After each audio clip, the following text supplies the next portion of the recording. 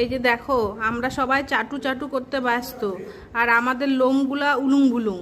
কারণ মাসি আজকে আমাদেরকে অধু অধু চান করে দিয়েছে, ন্যাকড়া ভিজিয়ে আমাদের গা মুছু মুছু করে দিয়েছে।